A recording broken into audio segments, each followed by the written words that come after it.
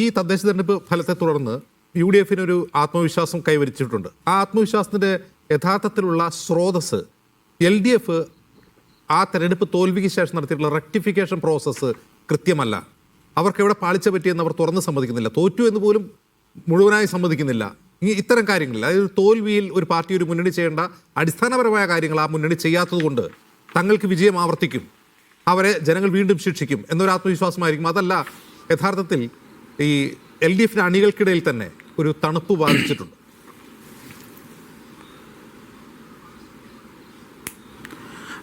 അജിംസ, ഇതിൽ ഏറ്റവും പരമപ്രധാനമായി കണ്ടത് കേരള രാഷ്ട്രീയ ചരിത്രത്തിലെ നടാടയായിട്ടാണ് കോൺഗ്രസ് ഇത്തരത്തിൽ സജ്ജമാകുന്നത് എന്നുള്ളതാണ്.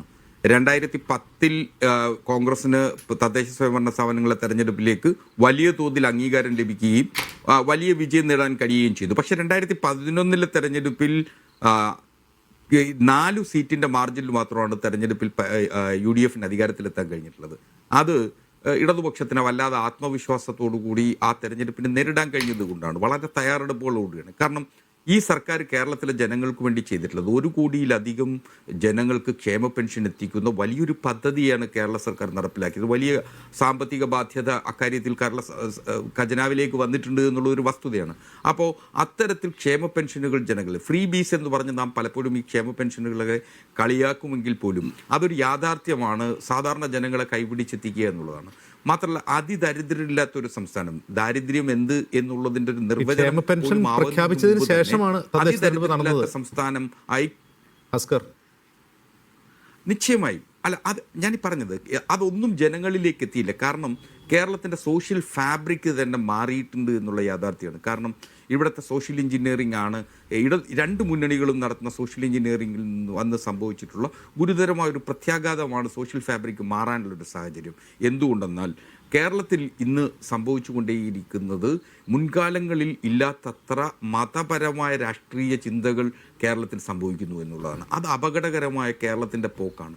അതിലേറ്റവും കൂടുതൽ ഞാൻ വിമർശിച്ചത് എന്തുകൊണ്ട് ഞാൻ ഇടതുപക്ഷത്ത് നിന്നുകൊണ്ട് ഇടതുപക്ഷം ചെയ്യുന്ന തെറ്റുകളെ ഒരു വല്ലാതെ വിമർശിക്കേണ്ട വരുന്ന ഒരു സാഹചര്യം എന്ന് പറയുന്നത്, ഒരുപക്ഷെ മുഖ്യമന്ത്രി ശ്രീ നാഴികയ്ക്ക് 40 വട്ടം വർഗീയ വിഷം വിളമ്പുന്ന വെള്ളാപ്പള്ളി നടേശനെ കാറിൽ കയറ്റിയത് ഒരു വന്ധ്യവയോധികനെ കാറിൽ കയറ്റി എന്ന ന്യായീകരണത്തിൻ്റെ ഭാഗമായി ചിലർ പറഞ്ഞു വെക്കുന്നുണ്ട്. അതൊരു വന്ധ്യവയോധികനെ കാറിൽ കയറ്റുകയല്ല, അത് കേരളത്തിലെ ജനങ്ങൾക്ക് നൽകിയ ഒരു വലിയ സന്ദേശമുണ്ട്.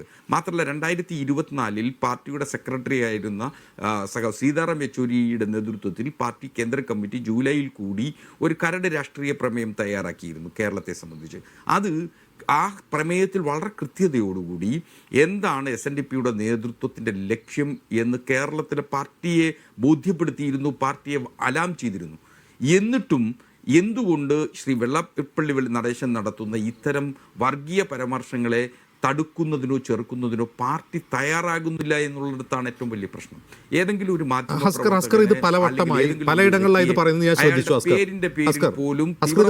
പലവട്ടം ഇക്കാര്യം പറയുന്നത് ശ്രദ്ധിച്ചു. ഞാൻ ചോദിക്കുന്നത്, അസ്കർ കൊല്ലം ജില്ലക്കാരനാണ്. ഈ വെള്ളാപ്പള്ളി എന്ന് പറയുന്ന സമുദായ നേതാവിൻ്റെ സമുദായത്തിൽപ്പെട്ട ധാരാളം വോട്ടർമാരുള്ളൊരു ജില്ലയാണ്. എന്ന് പറഞ്ഞാൽ കൊല്ലം ജില്ല ആ സമുദായം വളരെ പ്രധാനപ്പെട്ട ഒരു സമുദായമാണ്. പല മണ്ഡലങ്ങളിലും അവരുടെ വോട്ടാണ് ജയം നിശ്ചയിക്കുന്നത്. ഈ വെള്ളാപ്പള്ളി എഫക്റ്റ്, അതായത് താങ്കൾ ഈ പറഞ്ഞ കാറിൽ കയറ്റി കൊണ്ടുപോവുക തുടങ്ങിയ ആ സംഭവങ്ങൾ ആ ജില്ലയെ എങ്ങനെയാണ് ബാധിച്ചതെന്നാണ് അസ്കർ മനസ്സിലാക്കുന്നത്? അല്ല, ഇതിൽ കേരള രാഷ്ട്രീയത്തിലൊരു പാരഡൈം ഷിഫ്റ്റ് നടന്നുകൊണ്ടേയിരിക്കുന്നു എന്ന് കരുതുന്ന ഒരാളാണ്. എന്തുകൊണ്ടെന്നാൽ കേരള രാഷ്ട്രീയത്തിൽ ഇപ്പോൾ ഇടതുപക്ഷത്തിൻ്റെ ഏറ്റവും വലിയ മൂല്യമുള്ള അണികൾ എന്ന് പറയുന്നത് ഈഴവ സമുദായാംഗങ്ങളായിട്ടുള്ള ആളുകൾ തന്നെയായിരുന്നു. പക്ഷേ അതിന്ന് ഷിഫ്റ്റ് ചെയ്തിരിക്കുന്നു എന്നുള്ള യാഥാർത്ഥ്യം ഇപ്പോഴും പാർട്ടി മനസ്സിലാക്കുന്നുണ്ടോ, അല്ലെങ്കിൽ പാർട്ടി മനസ്സിലാക്കിയിട്ടുണ്ടോ എന്ന് എനിക്കൊരു സന്ദേഹമുണ്ട്. കാരണം അവർ പോയത് UDFലേക്കല്ല, അവർ പോയത് പ്രശ്നാധിഷ്ഠിതമായ ഏതെങ്കിലും പാർട്ടിയുടെ പരാജയം കൊണ്ടോ അല്ലെങ്കിൽ സർക്കാർ എടുത്ത ഏതെങ്കിലും നിലപാടുകൾ കൊണ്ടോ അല്ല. അവർ പോയത് BJPയുടെ പാളയത്തിലേക്കാണ്. ആ യാഥാർത്ഥ്യബോധം മനസ്സിലാക്കുന്നില്ല. ഇതാണ് 2024 പാർട്ടിയുടെ കേന്ദ്ര കമ്മിറ്റി സംസ്ഥാന ഘടകത്തെ അലാം ചെയ്തത്.